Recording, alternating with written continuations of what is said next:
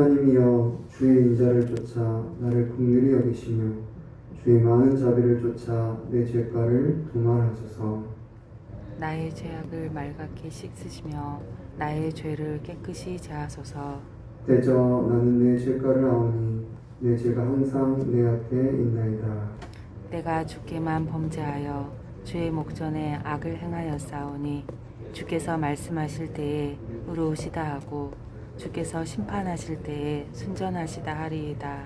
내가 죄악 중에 출생하였으며 목신이 죄 중에 나를 잉태하였나이다. 보소서 주께서는 중심이 진실하심을 원하시오니 내게 지혜를 은밀히 가르치시리이다. 우슬초로 나를 정결케 하소서. 내가 종아리이다. 나를 씻기소서. 내가 눈보다 희이다. 내게 즐겁고 기쁜 소리를 들려주시사 주께서 꺾으신 뼈들도 즐거워하게 하소서. 주의 얼굴을 내 죄에서 돌이키시고 내 모든 죄악을 도말하소서. 하나님이여 내 속에 정한 마음을 창조하시고 내 안에 정직한 영을 새롭게 하소서. 나를 주 앞에서 쫓아내지 마시며 주의 성령을 내게서 거두지 마소서. 주의 구원의 즐거움을 내게 회복시켜 주시고 자원하는 심령을 주사 나를 붙드소서. 그리하면 내가 범죄자에게 주의 도를 가르치리니 죄인들이 주께 돌아오리이다. 하나님이여 나의 구원의 하나님이여 피 흘린 죄에서 나를 건지소서. 내 혀가 주의 의를 높이 노래하리이다. 주여 내 입술을 열어주소서. 내 입이 주를 찬송하여 전파하리이다. 주께서는 제사를 기뻐하지 아니하시나니 그렇지 아니하면 내가 드렸을 것이라. 주는 번제를 기뻐하지 아니하시나이다. 하나님께서 구하시는 제사는 상한 심령이라. 하나님이여 상하고 통회하는 마음을 주께서 멸시하지 아니하시리이다. 주의 은택으로 시온의 선을 행하시고 예루살렘 성을 쌓으소서.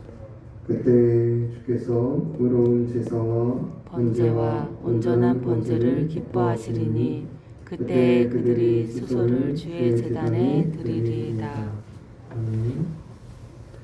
오늘 본문의 말씀은 다윗이 밧세바를 취한 후에 나단 선지자를 통해 하나님의 책망을 받았을 때 다윗이 지은 시로 잘 알려져 있습니다.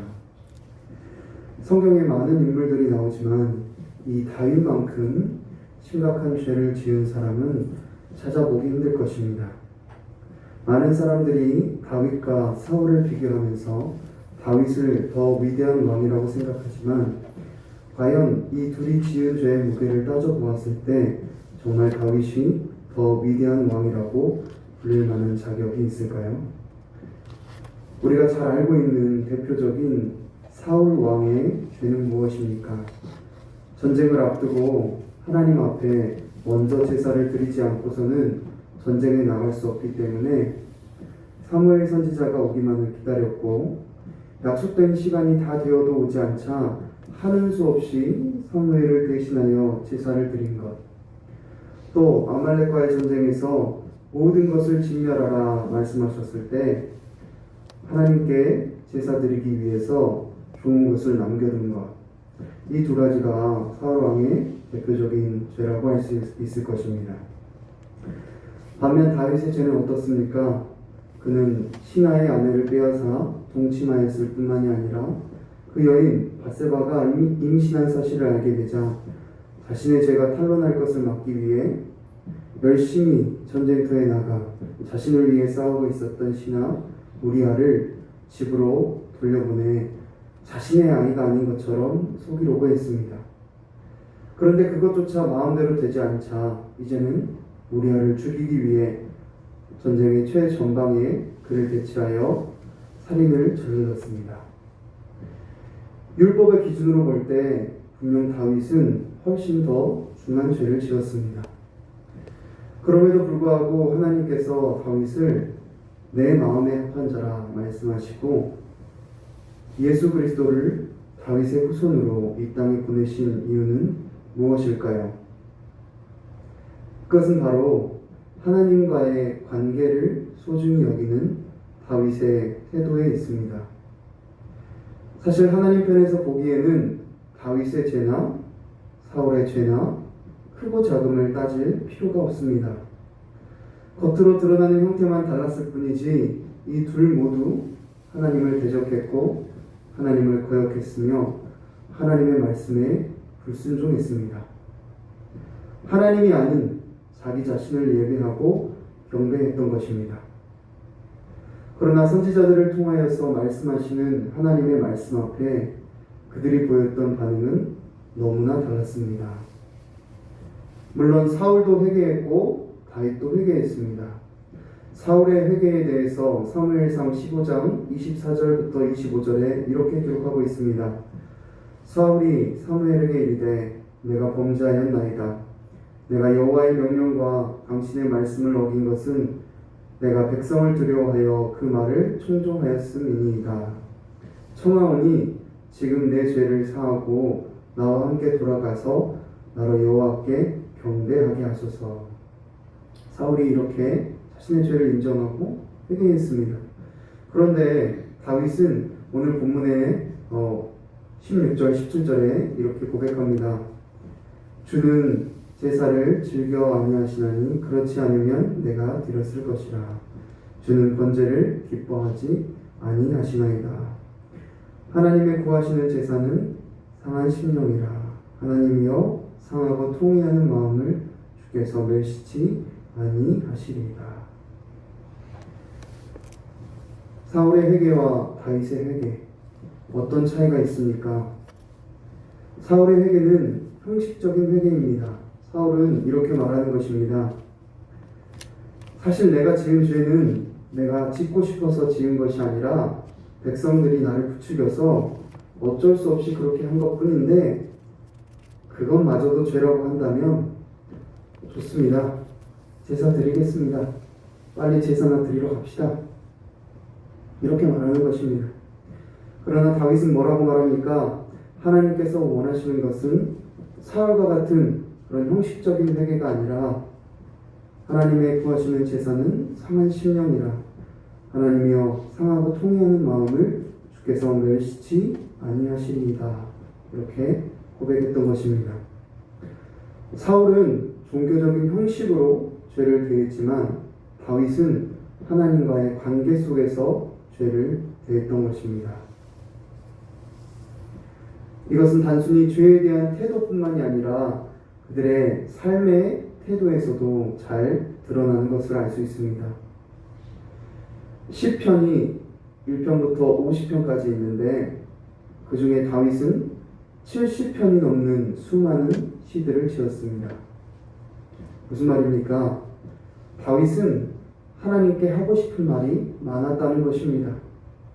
드리고 싶은 고백도 많고 나누고 싶은 고민거리도 많고 도움받고 싶은 기도 제목도 많고 하나님을 높이는 찬양의 시들도 많았다는 것입니다.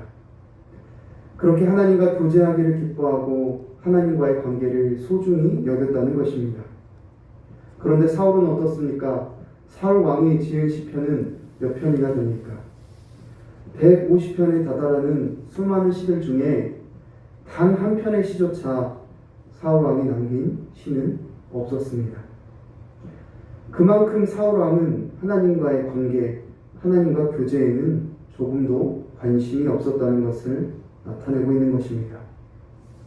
그러나 반대로 다윗 왕은 하나님 앞에 엄청난 죄를 저질렀지만 언제나 삶의 자리에서 하나님과의 관계를 1순위로 두었기에 죄를 짓는 그 순간에는 하나님과의 관계를 저버렸을지 몰라도 하나님께서 선지자들을 통해 징계하실 때 금세 하나님 앞에 나와 통회하고 자복하며 회개했던 것입니다. 그가 얼마나 하나님과의 관계를 소중히 여겼는지 시편 6편 1절부터 6절에서는 이렇게 기록하고 있습니다. 여호와여 주의 분으로 나를 견책하지 마옵시며 주의 진노로 나를 징계하지 마옵소서. 여호와여 내가 수척하였사오니 긍휼히 여기소서. 여호와여 나의 뼈가 떨리오니 나를 고치소서. 나의 영혼도 심히 떨리나이다. 여호와여 어느 때까지입니까? 여호와여 돌아와 나의 영혼을 건지시며 주의 인자하심을 인하여 나를 구원하소서. 사망 중에서는 주를 기억함이 없사오니 음부에서 주께 감사할 자 누구리이까? 내가 탄식함으로 곰핍하여 밤마다 눈물로 내 침상을 띄우며 내 요를 적시나이다. 하나님 앞에 간절히 기도하다가 눈물로 침상을 띄우고 그 이불을 다 적실 만큼 다윗은 하나님과의 관계를 소중히 여겼습니다. 그렇기 때문에 오늘 본문과 같이 상한 심령에서 우러나오는 참된 회개를 드릴 수 있었던 것입니다. 이것이 바로 다윗이 하나님의 마음에 합한 자라 칭함을 받을 수 있었던 중요한 이유입니다.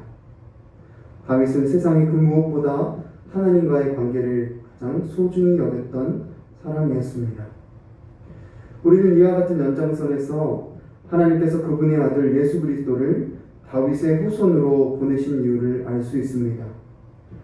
다윗이 하나님과의 관계를 소중히 여기고 하나님과 교제하기에 힘썼던 것처럼 하나님께서는 그분의 아들 예수 그리스도를 통해 깨어졌던 그분의 자녀들과의 관계를 회복하고 그분의 자녀들과 만나고 교제하길 원하셨던 것입니다. 그래서 예수님께서 공생의 사역을 시작하시면서 제일 첫 번째로 외치셨던 말씀이 회개하라 천국이 가까이 왔느니라 였던 것입니다. 하나님 아버지께서 그분의 자녀들에게 몸의 불망 외치고 싶으셨던 그 말, 회개하라, 다시 하나님 앞으로 나아오라, 종교적인 형식이 아니라 상한 심령으로 나아와 하나님과의 관계를 다시 회복하라, 이 말씀이었던 것입니다.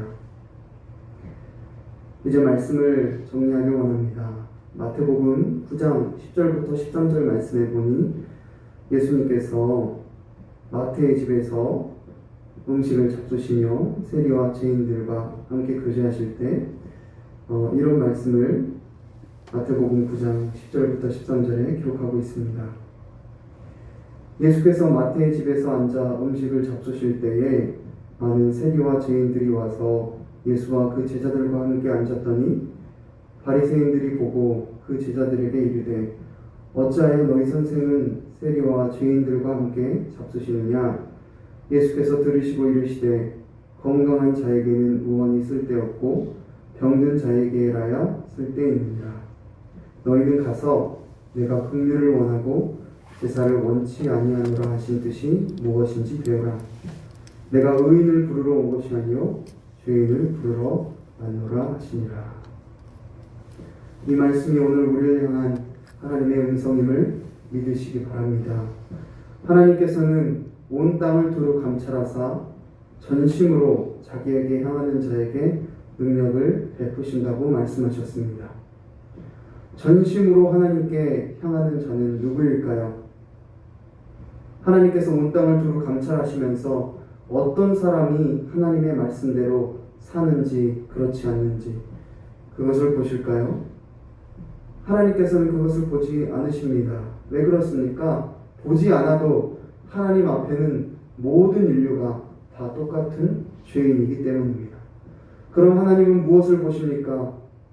하나님 앞에 말씀대로 살지 못한 죄인임을 전심으로 고백하며 그렇기 때문에 예수 그리스도의 십자가의 은혜가 날마다 필요함을 간구하는 그 사람, 하나님께서는 바로 그 사람을 찾으십니다. 그 사람의 삶 속에 역사하십니다. 그 사람을 통해 주님 다시 오실 길을 예비하실 것입니다. 오늘 이 자리에 함께한 저와 여러분이 그와 같은 참된 회개의 사람, 하나님과의 관계를 삶의 1순위에 두는 참된 예배자 되기를 간절히 바랍니다. 기도하겠습니다. 살아계신 하나님 아버지, 오늘 시편 51편에 다윗의 회개의 기도를 살펴보며 우리의 삶의 자리에서 우리도 다윗처럼 하나님과의 관계를 소중히 여기며 상한 심령으로 주님 앞에 고백하는 진실된 회개가 있는지 돌아봅니다. 하나님, 우리가 하나님을 예배한다 말하면서도 하나님을 종교적인 형식으로 대하고 있지는 않았습니까? 하나님, 오늘 하루 살아가는 동안 하나님 앞에 다윗과 같이 진실된 마음으로 상하고 통회하는 심령으로 나아가게 하여 주시고 주님의 은혜 없이 하루도 온전히 살 수 없는 죄인임을 고백하며 날마다 예수 그리스도의 그 십자가의 은혜와 사랑을 찬양하며 높여드리며 자랑하는 우리 오늘 하루의 삶이 되게 하시고 우리 평생의 삶이 되게 하여 주시옵소서. 감사하며 예수님의 이름으로 기도했습니다. 아멘.